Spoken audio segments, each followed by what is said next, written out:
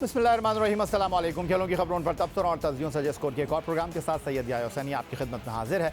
ICC के event से कबल पाकिस्तान के ऐलान करदा स्क्वाड में तब्दीली कोई नई बात नहीं, इसीलिए इस मरतबा भी रिवायात को बरकरार रखा गया।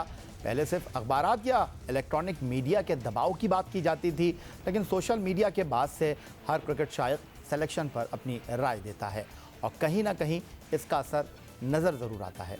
इंग्लैंड और न्यूजीलैंड की सीरीज़ मनसूख होने के बाद नेशनल T20 कप में मुंतखब करदा चंद खिलाड़ियों की परफॉर्मेंस ने सिर्फ सिलेक्शन पर ही नहीं बल्कि उनके वर्ल्ड कप के लिए टिकट हासिल करने पर भी सवालिया निशान लगा दिया था। आखिरकार टीम में 3 तब्दीलियां की गईं, लेकिन सेंट्रल पंजाब से 2 अच्छे इनिंग्स खेलने के बावजूद शुएब मलिक सिलेक्शन कमेटी की पहली चॉइस ना बन सके। शोएब मकसूद की बदकिस्मती शुएब मलिक के लिए नेक शगुन साबित हुई और वो कौमी टीम में जगह हासिल करने में सुरखरू हो गए। T20 वर्ल्ड कप के लिए चीफ सिलेक्टर मोहम्मद वसीम की सरबराही में काम करने वाली सिलेक्शन कमेटी ने 6 सितंबर को पाकिस्तान के स्क्वाड का ऐलान किया और एक माह बाद मोहम्मद वसीम को इस टीम में तब्दीली करना पड़ गई। टीम की इब्तदाई सिलेक्शन में जिस खिलाड़ी पर सबसे ज़्यादा तनकीद हुई वो साबिक विकेट कीपर बैट्समैन और कप्तान मोइन खान के साहबजादे आज़म खान थे। उनकी जगह साबिक कप्तान Sarfaraz Ahmed second wicket keeper के तौर पर कौमी स्क्वाड का हिस्सा बन गए। फास्ट बॉलर मोहम्मद हसनैन जिनकी टीम में शमूलियत उनकी साबिक परफॉर्मेंस की बदौलत हुई, लेकिन नेशनल T20 उनके लिए बेहतर साबित ना हुआ। 8 मैच खेलकर 24 ओवर्स कराते हुए 6 विकेट ले पाए, जिसमें उन्होंने 9.66 की इकॉनमी से 232 रन दिए और उनकी बेहतरीन बॉलिंग 40 रन के बस 2 विकेट रही। उनकी जगह शाहनवाज धानी को तो मौका नहीं मिला और वो रिजर्व खिलाड़ियों में ही शामिल रहे, लेकिन मोहम्मद वसीम ने हसनैन का मुतबादिल बैट्समैन की सूरत में ढूंढा और हैदर अली बतौर बैट्समैन कौमी स्क्वाड का हिस्सा बन गए। नौजवान बल्लेबाज हैदर अली ने नेशनल T20 कप में नॉर्दर्न के लिए उम्दा बल्लेबाजी करते हुए मैचों में 3 निफ सेंचुरियों के साथ 317 रन स्कोर किए। तीसरी तब्दीली खुशदिल शाह की जगह हुई, लेकिन मिडल ऑर्डर के मुतबादिल के तौर पर उनकी जगह टीम में एक ओपनर फ़खर जमान को रखा गया। दिलचस्प बात यह है कि 10 सितंबर 2021 को स्कोर प्रोग्राम में शिरकत करते हुए मोहम्मद वसीम का कहना था कि टीम में मिडल ऑर्डर की जगह मिडल ऑर्डर को ही मुंतखब करना होता है। अगर कोई ओपनर ज़्यादा छक्के लगा रहा है तो उसको मिडल ऑर्डर की जगह पिक नहीं कर सकते। को रोल्स भी टीम के अंदर देखने हैं कि टीम के अंदर उस रोल की रिक्वायरमेंट क्या है। इस तरह तो देखिए, अगर आपने टॉप 5 परफॉर्मर्स रखने हैं तो वो हो सकता है आपके टॉप 5 आपके फिर बैट्समैन जो हैं वो ओपनर्स आ जाएंगे या आपके सारे मिडल ऑर्डर आ जाएंगे। तो यही तो चीज़ें हमने देखनी होती है कि कौन से रोल के लिए कौन सा बेस्ट सूटेबल बैट्समैन मौजूद है। देखें स्टैट्स, देखें आप स्टैट्स जो बता रहे हैं वो बीच में से पिक एंड चूज़ कर रहे हैं। मैं आपको बार बार कह रहा हूँ कि 5-6 नंबर की बात हो रही है यहाँ पे 3 और 4 नंबर की बात नहीं हो रही है। वहाँ पे आप कंपैरिजन फिर तो किसी ओपनर के आप छक्के देखेंगे तो वो शायद मिडिल ऑर्डर बैट्समैन से ज़्यादा नज़र आ जाएंगे, तो क्या वो ओपनर आपका 6 नंबर पे आ जाएगा? वो नहीं आएगा। तो वो जो आप मैचअप कर रहे हैं दैट्स नॉट द राइट। ये थे पाकिस्तान क्रिकेट बोर्ड की सिलेक्शन कमेटी के सरबराह मोहम्मद वसीम साहब। पहले कह रहे थे कि ओपनर की जगह ओपनर, मिडल ऑर्डर की जगह मिडल ऑर्डर, लेकिन अब जो हो रहा है इस पर तो हम सिर्फ इतना ही कह सकते हैं, मोहम्मद वसीम साहब आप ही अपनी अदाओं पे ज़रा गौर करें। हम अगर अर्ज़ करेंगे तो शिकायत होगी। इस गुफ्तगू में शामिल कर लेते हैं पाकिस्तान के साबिक टेस्ट स्पिनर, पाकिस्तान के लिए वनडे, टेस्ट और T20 बैनुल-अक़वामी सतह पर खेलने वाले बाएं हाथ के स्पिन बॉलर, इकबाल के शहर सियालकोट से ताल्लुक़ रखने वाले अब्दुल रहमान साहब लाहौर स्टूडियो से हमें ज्वाइन कर रहे हैं। आपको खुशामदीद कहेंगे। अब्दुल रहमान साहब, सीधा आपको गुफ्तगू में शामिल कर लेते हैं। चीफ सिलेक्टर मोहम्मद वसीम, जो थोड़ी देर पहले हम उनका एक क्लिप दिखा रहे थे, कह रहे थे कि मिडल ऑर्डर की जगह मिडल ऑर्डर, ओपनर की जगह ओपनर, आप क्या कहेंगे? मेरा जो अपनी राय है कि इनके पास अपना खुद का भी कोई फाइनल डिसीजन नहीं होता, लेकिन इनको खुद भी नहीं पता कि सिलेक्शन के क्राइटेरिया क्या है। और जो बातें आपने खुद कही हैं कि आप उन पे खुद भी अमल ना करें, तो इसमें प्लेयर का कोई कसूर नहीं होता, क्योंकि आप खुद भी एक प्लेटफॉर्म पे नहीं है। आपको 2 दिन के बाद आपकी कोई बात सुनने में आती है, अगले दिन आप उस डिसीजन को पीछे छोड़ के एक नई चीज़ कर लेते हैं। तो आप जब खुद कहते हैं कि ओपनर्स की जगह ओपनर और ये चीज़ें ऐसे होनी चाहिए, तो वो एक जगह नहीं हो रही। तो इसका उसका जिम्मेदार कौन है, ये खुद है, उनसे खुद सिलेक्शन नहीं हो रही, लेकिन इससे पाकिस्तान टीम सफ़र करती है। लेकिन ऐसी चीज़ों पे वर्ल्ड कप से पहले ये चीज़ें होनी बहुत सी चीज़ों को क्रिएट कर लेती हैं। लेकिन पाकिस्तान को जो बहुत बड़ा नुकसान हुआ ना बिफोर वर्ल्ड कप, वो न्यूजीलैंड और इंग्लैंड की सीरीज ही आया भाई। अगर ये चीज़ें होती तो मेरे ख्याल में ये वर्ल्ड कप में और बहुत सारे प्लेयर्स की तब्दीलियाँ भी हो सकती थी, क्योंकि वो बहुत टफ सीरीज थी। दोनों टीमें वर्ल्ड क्लास टीमें थी, उनको खेलने के लिए बहुत सारी हमारी परफॉर्मेंसेस सामने आनी थी।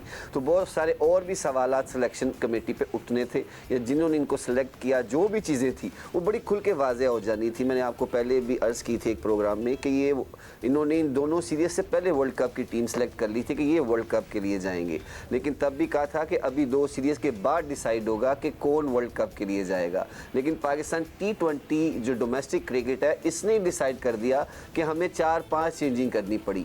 और तब भी ये कहा था कि जो प्लेयर अनाउंस हुए हैं उनके लिए ये पाकिस्तान की डोमेस्टिक क्रिकेट एक ऐसी जगह है कि जितने भी लोग उनको क्रिटिसाइज़ करते हैं या नाम के साथ करते हैं, तो प्लेयर्स के पास एक ही चीज़ बचती है, वो है परफॉर्मेंसेस। जब आप ग्राउंड जाते हैं तो जो कोई बैट्समैन है या बॉलर है, उसने उस हिसाब से उसको परफॉर्म करके तो इन सबको बताना होता है कि I am the right man, मेरी सिलेक्शन ठीक है, मैं इस वजह से आया, मेरी ये परफॉर्मेंसेस थी। लेकिन अनफॉर्चुनेटली उनसे परफॉर्मेंस नहीं हुई, तो उनको आगे बहुत सारा चांस मिल सकता है। दे आर यंगस्टर, तो उनको दोबारा टीम में भी आ सकते हैं, उनके पास बहुत सारी अभी क्रिकेट बाकी है।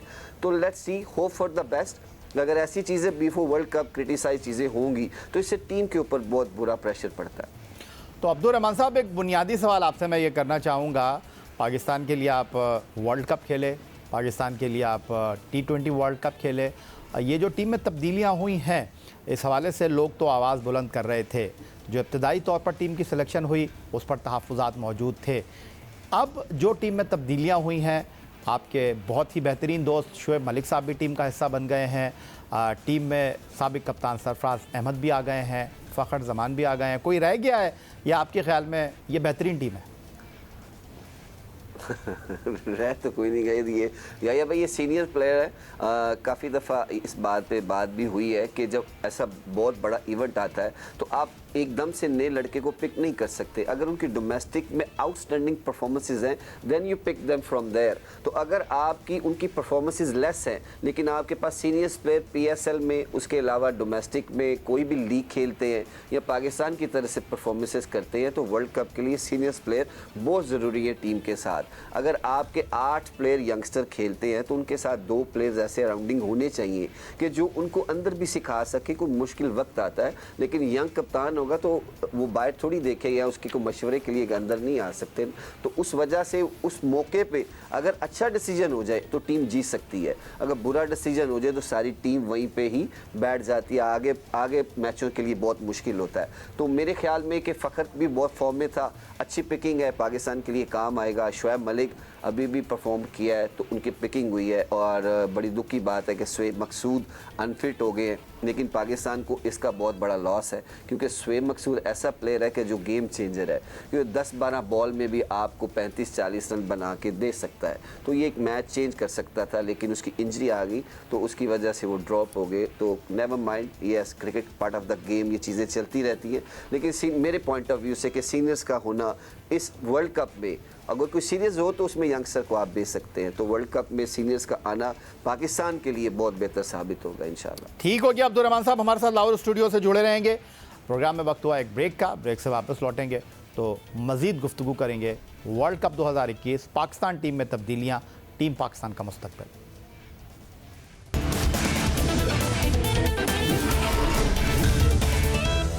8 अक्टूबर को टीम में जो तब्दीलियां की गई उसमें सेंट्रल पंजाब की नुमाइंदगी करने वाले शुएब मलिक का नाम शामिल न था। तजुर्बेकार ऑलराउंडर ने नेशनल T20 कप के 7 मैच खेलकर 225 रन स्कोर किए, जिसमें उनका बेहतरीन स्कोर नॉट आउट 85 रहा, मगर वो फिर भी खुशदिल शाह की जगह टीम में शामिल ना हुए। इस मौके पर एक शेर याद आ रहा है, मुद्दई लाख बुरा चाहे तो क्या होता है, वही होता है जो मंजूर खुदा होता है। शुएब मकसूद बदकिस्मती से कमर की तकलीफ़ में मुब्तला हो गए और चारा ना चारा शुएब मलिक को टीम में शामिल कर लिया गया। 10 सितंबर को ही अपने प्रोग्राम में हमने चीफ सेलेक्टर मोहम्मद वसीम से गुफ्तगू करते हुए शुएब मलिक को शामिल न करने और खुशदिल शाह को कम बैक करने पर सवाल किया, तो उन्होंने क्या जवाब दिया, ज़रा वो भी सुन लीजिए। वसीम साहब मुझे ये बता दें कि 9 मैच खेलने वाले खुशदिल में आपको जो है नज़र आ गया तजुर्बा, लेकिन पाकिस्तान से कुछ 21 साल से खेलने वाले शोएब मलिक में आपको तजुर्बा नज़र नहीं आया? देखें, शोएब मलिक से मेरी बात भी हुई थी, वो खुद भी मानते हैं जी कि वो 5 और 6 नंबर के बैट्समैन नहीं है, और ये उनके अल्फाज से मेरे लिए कि इतने अरसे से मेरे साथ ये हो रहा है लेकिन मैं नीचे का बैट्समैन नहीं हूँ। शोएब मलिक की आपने बात की है, तो वो जो रोल उनके लिए टीम में हो सकता था वो था जो कि है मोहम्मद हफीज़ के पास, जो कि नंबर 4 पे खेलते हैं। तो आप मुझे खुद बता दें कि शोएब मलिक बेहतर ऑप्शन है या मोहम्मद हफीज़ बेहतर ऑप्शन है, कंसिडरिंग कि वो बॉलिंग में जो देते हैं टीम को। बाकी जो बैट्समैनों की आपने बात की है वो डिफरेंट सिनारियोज के बैट्समैन हैं कि खुशदिल का अगर आप देखते हैं, उसके अगर आप छक्के भी देखते हैं, उसका स्ट्राइक रेट भी देखते हैं, और दूसरा फिर टाइप देखते हैं कि वो need left hander in the middle order. तो वो जो मैं रोल्स की बात कर रहा हूँ, टीम के रिक्वायरमेंट की बात कर रहा हूँ, तो कंपोजिशन की बात कर रहा हूँ कि मिडल ऑर्डर में हमें एक लेफ्ट हैंडर चाहिए था कि जो कि एग्रेसिव क्रिकेट खेल सके, और वो उसने प्रूव भी किया हो। वो PSL में देखते हैं, ये डोमेस्टिक क्रिकेट में भी अगर आप देखते हैं कि शोएब मलिक जहाँ पे खेल रहे थे वो डिफरेंट सिनारियो था, वो 4 नंबर पे या 3 नंबर पे वो ज़्यादा खेल रहे थे, उनके पास बॉलें ज़्यादा थी। इन बैट्समैनों के पास इनकी आप ऑब्वियसली एवरेज उतनी ज़्यादा मैटर नहीं करती, स्ट्राइक रेट ज़्यादा मैटर करता है। लेकिन बात फिर वही आती है कि वी आर टॉकिंग अबाउट 5 और 6 नंबर कि वहाँ पे हमारे पास बेस्ट स्ट्राइक रेट वाले जो बैट्समैन हैं जिनके अंदर एबिलिटी है कि वो कम बॉलों के ऊपर ज़्यादा रन बना सकें, तो वो बेस्ट प्लेज आपके सामने है। तो अब्दुल रहमान साहब, अब जो हमारे पास इत्तलात आ रही हैं वो यही हैं कि नंबर 4 पर हफीज़ खेलेंगे और नंबर 5 पर शोएब मलिक। और जब 6 सितंबर को वसीम साहब ने टीम सेलेक्ट की थी उस वक्त भी हमारा यही मौक़िफ़ था, और अब जब ये टीम में तब्दीली की गई है अब भी यही सिनेरियो बनता हुआ दिखाई दे रहा है। तो आप इस पर क्या तबसरा करेंगे? हाँ, यही बात यही है भाई कि उनको, मैंने आपको पहले भी कहा है कि मुझे जो लगता है उनको अपने डिसीजन पे खुद भी हैरानगी होती है, लेकिन उनको खुद ही सिलेक्शन का क्राइटेरिया मेरे ख्याल में कि उनको आइडिया नहीं है कि किस मौके पे किस प्लेयर को सिलेक्ट किया जाता है और किस मौके पे किस प्लेयर की ज़रूरत होती है। वर्ल्ड कप एक ऐसा इवेंट है कि जिसमें आपको सीनियर प्लेयर की ज़रूरत होती है। इसमें आप अगर ये बातें करेंगे कि नंबर 5 पे कौन खेलेगा, 6 के ये बैट्समैन नहीं है, तो लेकिन पूरी ज़िंदगी उन्होंने इन्हीं नंबर्स पे खेला है। अभी जिस लीग में भी वो खेलते हैं या जहाँ भी खेलते हैं तो ज़्यादा 4 या 5 नंबर पे ही खेलते हैं। लेकिन हफीज़ का और शोएब मलिक का कोई वो मैच नहीं है, क्योंकि हफीज़ लगातार पाकिस्तान से नंबर 4 पे बैटिंग कर रहे हैं। उनका बैटिंग ऑर्डर काफ़ी देर से इसी नंबर पे है, लेकिन शोएब मलिक इन आउट होते रहते हैं, लेकिन उनका नंबर तब भी 5 और 6 ही था, वो उससे पहले भी कभी 4 नंबर पे नहीं आए। तो लेकिन ये चीज़ें उनको खुद भी सोचनी चाहिए कि जो खुशदिल है, ठीक है, ही इज़ अ यंगस्टर और उसका स्ट्राइक रेट अच्छा है, लेकिन कोई ऐसे मैचेस नहीं है या PSL में या पाकिस्तान से भी जो खेले हैं कि उन्होंने जितवाए हों या वन साइडेड कर दिए हों, तो आप कहें कि ये इस प्लेयर की ज़रूरत है। अगर आपको लेफ्ट हैंडेड बैट्समैन चाहिए तो पाकिस्तान में और बहुत सारी ऑप्शंस हैं। ठीक है अब्दुल रहमान साहब, आप हमारे साथ मौजूद रहेंगे और अब हम अमेरिका चलेंगे जहां वीडियो लिंक पर हमारे साथ मौजूद है वनडे क्रिकेट में पहली हैट्रिक करने वाले टेस्ट फास्ट बॉलर जलालुद्दीन साहब। खुशामदीद कहूँगा आपको। वर्ल्ड कप स्क्वाड में तब्दीली वक्त और हालात की ज़रूरत समझी जा रही थी, आप इस बारे में क्या राय रखते हैं? मीडिया का दबाव, गलत सिलेक्शन या फिर मुंतखब खिलाड़ियों पर अदम एतमाद सिलेक्शन में तब्दीली के मुहर्रिकात, जलालुद्दीन साहब आपकी नज़र में क्या है? क्या कि टीम में तब्दीलियां किस वजह से हुई, तो मैं ये कहूँगा इसके सबसे बड़े जिम्मेदार तो खुद मोहम्मद वसीम जो कि चीफ सेलेक्टर हैं, उनकी शख्सियत है। क्योंकि जब तक आपकी कोई लाइफ की वैल्यूज़ ना हो, सेल्फ स्टीम ना हो, तो आप एक स्ट्रॉन्ग डिसीजन नहीं ले सकते। जब उन्होंने आजम खान, खुशदिल शाह और मोहम्मद आसिफ को सिलेक्ट किया तो ये कह के किया था कि इनकी परफॉर्मेंसेज तो नहीं है, मगर जिस नंबर के लिए इन्हें इस वर्ल्ड कप के लिए सिलेक्ट किया गया उसके लिए वो आइडियल हैं, वो मैच चेंज कर सकते हैं, वो पावर हिटर हैं। मगर अब जबकि उन्हें ड्रॉप किया गया तो ये कह के ड्रॉप कर दिया गया कि इनकी टीम T20 जो नेशनल चैंपियनशिप है उसमें परफॉर्मेंस नहीं है। तो जब इस तरह के आप फैसले करते हैं तो फिर आप जाहिर है कि स्ट्रॉन्ग डिसीजन ले नहीं सकते, क्योंकि आपकी कोई अपनी लाइफ की वैल्यूज़ नहीं होती और आप फिर प्रेशर में आते हैं सोशल मीडिया के भी, फिर आप दूसरे लोगों की बातें सुनते हैं। और जहाँ तक जिन लोगों को लिया गया, जिसमें मैं ख़ास तौर से शोएब मलिक है, सरफराज अहमद है और फ़खर जमान है, इनको तो इनिशियली पहले ही टीम में होना चाहिए था। अब जबकि ये इस तरीके से टीम में आए तो कभी भी ये उस कल्चर का हिस्सा नहीं बन सकेंगे, टीम कॉम्बिनेशन का हिस्सा नहीं बनेंगे, जो कि एक टीम को ज़रूरत होता है मैच जीतने के लिए। ज़रूर परफॉर्म करेंगे मगर ये परफॉर्मेंस उनकी टीम में रिफ्लेक्ट नहीं करेगी।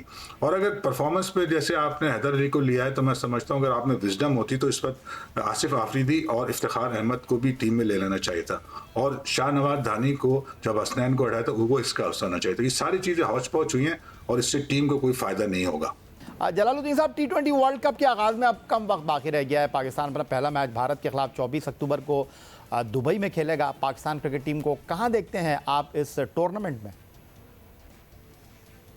इसकी एक मैं बहुत इंटरेस्टिंग स्टोरी आपको बताऊं कि अगर हम शुरू में वर्स्ट परफॉर्मेंस देते हैं, यानी इंडिया से हार जाते हैं और एक आध मैच और हार जाते हैं, तो फिर हमारे चांस है कि हम कम बैक कर सकें। क्योंकि जब इस तरह की परफॉर्मेंस होती है इस रॉक बॉटम की, तो हमारे प्लेयर से प्रेशर हट जाता है, वो फेयरलेस क्रिकेट खेलना शुरू कर देते हैं और अपने अंदर जो कैपेसिटी है वो 100% देने लगते हैं। और इसकी मिसाल मैं आपको दे सकता हूं, जैसे 92 का वर्ल्ड कप था, हम बिल्कुल रॉक बॉटम में चले गए थे। इसी तरह जब 2017 की चैंपियनशिप थी, उसमें हम चैंपियंस ट्रॉफी में हमने पहले बहुत ख़राब खेला, फिर अच्छा खेलना शुरू किया। और इवन 2019 के वर्ल्ड कप में हमारी शुरू में बहुत ख़राब परफॉर्मेंस थी और फाइनली हम लास्ट 4 में तकरीबन आ गए थे और रन रेट से फिर ड्रॉप हुए थे। तो उसके लिए ज़रूरी है कि हम पहले ख़राब खेलें और फिर हम जाके फेयरलेस क्रिकेट खेलना शुरू करते हैं जब हमसे प्रेशर हट जाता है। तो ये बड़ी इंटरेस्टिंग चीज़ है, लेट्स सी। अदरवाइज अगर आप देखें तो ऑन पेपर हमारी टीम इस काबिल नहीं है कि वो सेमीफाइनल के लिए भी क्वालिफाई करे। एक ही है ट्रैक रिकॉर्ड हमारा इस तरह का है कि बहुत ख़राब खेल के हम अच्छा खेल सकते हैं, इसी पे हम उम्मीद कर सकते हैं। देखें अब क्या होता है। बहुत शुक्रिया आपका अब्दुल रहमान साहब, बहुत शुक्रिया आपका टेस्ट फास्ट बॉलर जलालुद्दीन आज के इस प्रोग्राम में हमारे साथ मौजूद थे। पाकिस्तान में क्रिकेट वर्ल्ड कप 2021 और पाकिस्तान टीम के इम्कानात पर गुफ्तगू कर रहे थे। यही आज का हमारा प्रोग्राम था। ट्विटर पर आप हमें फॉलो कर सकते हैं, फेसबुक पर हमारा पेज score.geo न्यूज़, जहाँ जाकर आप इस प्रोग्राम की क्लिप्स एक बार फिर देख सकते हैं और आप हमें ईमेल कर सकते हैं, अपनी राय से आगाह कर सकते हैं score@geo.tv पर। इस दुआ, इस उम्मीद, इस तवक्को के साथ कि पाकिस्तान में खेलों खिलाड़ी तरक्की करते रहें, सैयद याहिया हुसैनी को स्कोर की पूरी टीम के साथ अगले प्रोग्राम तक के लिए इजाज़त दीजिए। अल्लाह हाफ़िज़।